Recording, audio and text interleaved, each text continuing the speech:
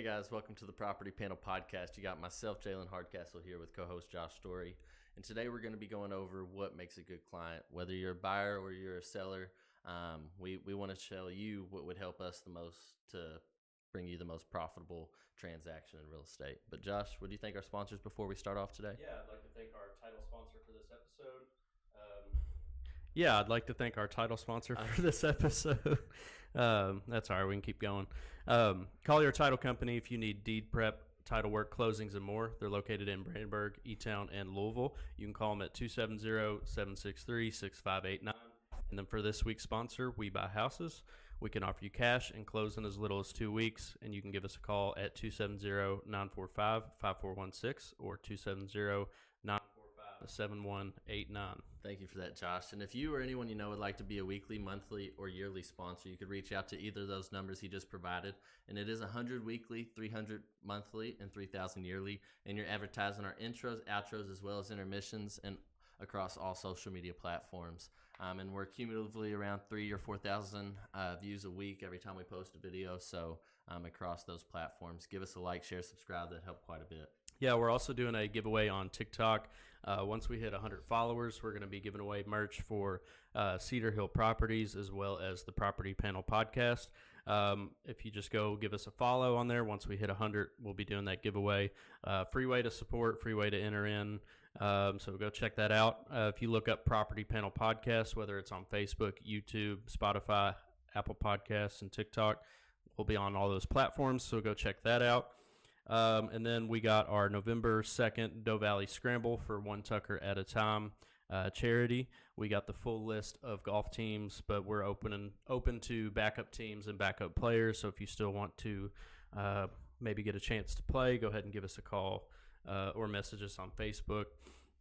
And then as far as whole sponsors goes, I think we got just about all the whole sponsors filled, but we can also always take backup sponsors or, still do multiple whole sponsors. It all goes to charity. So if you're interested in that and you want to get your business out there, give us a call and we will get you set up. But yeah, I'm looking forward to it, and hopefully it's a good event and something we'll do every year. So so far so good. We've raised the money that we were hoping for, and I think it's going to be a good event. So I'm pretty excited for the event as well, and I'm excited for those trophies that we got, or at least the whole sponsors. They look really cool. We're going to give those to the businesses that want those, or save them for next year if they want. But also for the champions, we're going to have a plaque made up by Blue Moon Mercantile. Shout out to them. And it's going to have every year's winner on there because, like I said, like me and Josh said, we plan to do this annually. We think it's going to be a big hit. It already has, like you said, it filled up in a matter of 3 days, holes and a player list. So that's over 72 players that filled within 3 days. That's pretty quick. And we could have done more, but we limited it. Like I said, we do have an alternates list if that does become a necessity. But obviously, yes, when this airs, we are going to be on vacation. We got my buddy Garrett Rednauer. Shout out to him and Brooke. They're respective lenders and realtors in our area, and they're good friends of mine. Grew up with them, so we're going to go celebrate them. Pretty excited for that. And me and Josh, actually, we're big golfers.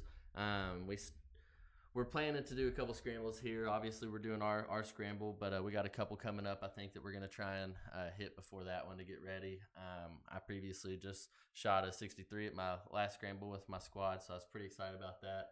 I've never shot that good because I'm not a good golfer. So even if it ain't on me, I had a couple good drives, couple good putts, but it's all in good fun. I'm excited to do it with Josh. Me and Josh play really well together, so let's kick off today's subject. Yeah, we're going to be diving into what makes a good client, and I think we're going to kick off with the buyer side of things. So what makes a good buyer client? Obviously, having that pre-approval ready, finances in order, really just the baseline of what you need to buy a house anyway. But, kind of having that ready to go is a big benefit to not only you as a buyer, but to your realtor. That way, your budget, that, you can afford it. And we can go ahead and write an offer if we find something that you like, which kind of leads us into, knowing what you like. A lot of buyers might be vague. Sorry to cut you off, but that is why you get that pre-approval, because what you want might not be what you can afford. And right. I see that time and time again, people come to us they're like, hey, let's go look at this house. And I know me and you have a rule of thumb where we might show a house or two to these buyers before we have that official approval, but that's why we ask for that approval, so we're not shopping outside of our budget. Yeah, and just to save time for not only us but for you as well, as a buyer. You could be looking $50,000 over your budget and not know it. And then imagine seeing those houses at $50,000 over, and then going to look at those ones that you can afford, and it's like you're gonna kind of have a distaste in your mouth, not because it's any less of a home or not as respectable of a home, but just because you might see higher end finishes in a more expensive home and stuff like that, or more acreage, or more square foot. But yeah, just kind of knowing what you want, which pre-approval kind of goes along with that. But thinking about what kind of floor plan you want, what kind of location, acreage, size, all those little factors will help us not only find the homes that you're interested in, but help you speed up the process. So I guess just kind of being prepared on the buyer side is important, and we're always here to help you get to there if you don't know how, or you might not know what you're looking for. So we can give you step by step on how to get approved, what you might want in a home, and that kind of leads to the next part of that, which is willing to take professional advice, whether that's on offers, or what lender to go to, whatever the advice may be. It's always helpful for a buyer to be open to professional advice, because this is what we do for a living. Day in and day out, we're dealing with lenders, we're dealing with homes, so we can kind of help you and lead you in the right direction. And I don't know, do you have anything else on the buyer side of things? And I think that they just got to be ready to jump at the right deal too, because I know that you might be held up on one thing or another. No home's going to be perfect, and I know me and Josh have seen this time and time again, and even more recently. We work so long with these buyers and so hard for these buyers, and it kind of goes, excuse me, along with taking that professional advice, because when you might not be ready to jump, but you're expecting more out of maybe your price range or your budget. You might not get the best of the best, and even a new construction is going to have flaws. So I think that you need to be ready to jump at the right deal and ready to be competitive. If it is the right deal, it's probably going to go quick. So don't be offering $10,000, $15,000 less and asking for closing costs. If it's priced correctly, I think that it's going to go at or above list price. Yeah, you got to be willing to compromise, because no home's going to be perfect. Even if you built it yourself, there's going to be small issues. So just be willing to compromise with some trade off some benefits for some negatives. No home's perfect, but like you said, ready to jump at the right deal, and kind of understanding that. But I guess we can dive into the seller side on the listing side. Jay, do you want to speak to that? Yeah, obviously I like listing houses. I think everyone does. It's a little easier side, as we talked about, I think, last week, of things, but it still is, tactical, and you got to be, a great salesman whenever it comes to this, but also you have to have the right seller clients as well. You have to have them understanding the market. That's why we run these CMAs for them, and that's why we give them what we think our price of the opinion of the value is, because of that market value. And we are the professionals, so a lot of times, if you're using the right agent, they're going to be pretty on the head with what it would appraise out as, so that's something that I try and make my clients aware before I even step foot on the property. And that's, when we do those CMAs, we kind of give a wider range till we step foot on that house. But then just like, excuse me, I don't know what's happening over here, guys, but same as the buyer's side, you want to be able to take that professional opinion. When I come and step foot into this home, if, I gave you that wider range and you were expecting the top of it, be accepting to the fact that whenever I get there, the finishes might not be up to par to what I've seen, because I've seen hundreds, if not thousands, of houses, over the years of buying and selling.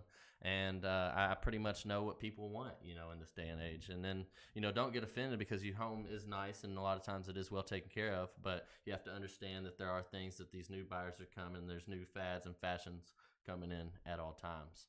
And like I said, take the value on the CMA, because I see a lot of times when they list above market value, you're going to end up, sitting on the market too long. People are going to think things are wrong with the house, and then you're going to end up taking less than you initially could have got for it if you had listed that proper value.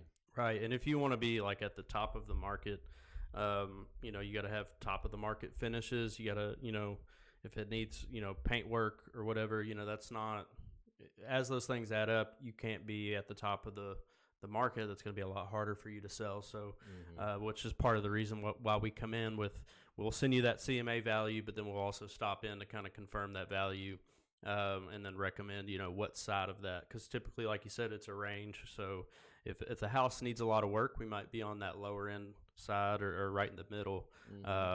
But to get top dollar, you got to have a top dollar finish, top dollar quality. That means perfect paint, no chips and doors, those kind of things. Good countertops, newer floors. Make sure it's updated if you want to get that top dollar. So, and that's where we come in and kind of give you our advice on where we should list. And I think that's where it's important to trust the professional. If you're wanting to sell in a good amount of time, and if you're wanting to get the best, smoothest deal, I think that's the best way to do it.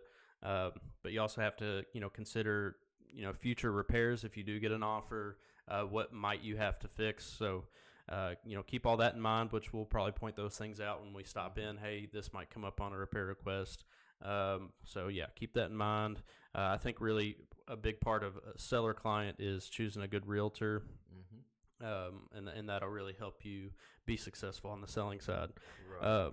Which, buyer or seller kind of goes the same for investors. A little bit different. You're obviously trying to find a good deal, but, kind of the same things. Finances in order, professional advice, ready to jump on a deal. And on the selling side, the same thing. If you're an investor, I don't think it's too much different from just, a regular home buyer or a home seller. So, whether you're an investor, a buyer, or a seller, I think, these kind of core tenets, I guess you'd say, are good to follow just for success in your real estate deal. Yep. And then obviously another big thing is having your house ready. So you'll go in a lot of times when people are like, I got to get my house ready for listing pictures. And that's great. Obviously, you want your house to show the best it can, but it's going to look 10 times different in person, especially whenever it's a messy house. I have a lot of times where I'll go and in the picture it's done up to the nine. It looks fabulous. And you'll get there and just the way that they're living is not what you'd expect a house to be. And it really does make a huge difference in having that house ready. Whether it's the necessary repairs, like Josh said, if we come in there and tell you like, hey, this needs to be fixed or something. I have a couple that I've done like that to where I'm like, hey, you need to fix these, and it probably would have sold in the first 3 days, not the first 3 months, and then we ended up having to make those repairs later down the road, anyways, for a lesser price. Yeah, I'm kind of dealing with that right now, but hopefully we get something fixed up and it'll help this sell. But something I pointed out to begin with, and I think it's going to end up having to happen either way. So. Yeah, that's just another example of why our advice, does hold weight. Right. Because, we do this day in and day out. So. And they need to understand those necessary repairs, because it's not just like we're pulling them out of our butt, and it's not just because we're trying to get one over on them. It's because these are necessary. We're not going to give you unnecessary repairs. And whenever we do I'm not making money off the repair. Yeah, whenever we do get that repair request in, as a buyer or seller client, we're going to negotiate these repairs to what, the difference, basically, I try to tell people, is it cosmetic or is it structural or, damaging to the home itself? If it's mainly cosmetics, then let's leave those off and let's get to the heart of the problem and the heart of the house and, let's fix those main things. And the same with seller. You need to understand that your home isn't perfect and there will be repairs that need to be made. And maybe it's not stuff that you can see with your eye or that you might not know. Everything's running smoothly, it seems, but it might not be running to the best of its capability. Right, and everybody's different. So something that you might not think's a problem, the buyer might be more concerned about that issue. So, it's always good to kind of keep an eye out, which I know in some circumstances you can do, prior to listing, home inspections, even you can run title and stuff prior to listing. If you want to do all those extra steps just to make sure it's more smooth, I say you just, get it as it comes. But we have all those options available if you wanted to get ahead of the ball. So, I think that kind of goes over everything that on what makes a good client, no matter what side you're on. Jay, do you have anything else to add? I think one thing I want to add is that what makes, like you said, you kind of hit it earlier and we didn't really touch base on it, but what makes a good client is a good realtor. And a lot of people think that they can do it without us. And you can, but you're going to end up paying an attorney, and they're not going to actually negotiate on your behalf. They're going to read the legal terms to you, and they're not going to be able to fight for you and work for you. I mean, it's not a court case. It's a negotiation, and ultimately when you go to a lawyer, you're basically having them draft you something up. So if you think you could save some money here and there, and I actually have one buyer that's doing that. Seller's willing to pay me, but the buyer didn't want to buy the house if they used a realtor, and they weren't even. I was like, I'll represent you both for the same price, or I'll represent just the seller. I don't want them to get screwed. But yeah, they ended up wanting to go through an attorney, and I'm like, hey, do what you want. I'm not gonna be mad at you because I'll still love you, but at the same time, whenever you call me back in a month or two when the deal didn't go through, I'll tell you I told you so probably. I had an attorney just do the closing, and that didn't go too half bad. But I had both sides, so it was kind of easy anyway. But yeah, he made it pretty smooth, at least just for being the title company, kind of. So, yeah, I think that covers everything. I appreciate you guys listening, tuning in. If you can, go ahead and leave us a like, subscribe. Search for us on any social media. We should pop up under Property Panel Podcast. But I'm going to thank our title sponsor for the episode. Big shout out to Collier Title Company. If you need deed prep, title work, closings, and more, they're located in Brandenburg, E-Town, and Louisville. You can call them at 270-763-65. And then for this week's sponsor, We Buy Houses. We can offer you cash and close in as little as 2 weeks. You can give us a call at 270-945-5416 or 270-945.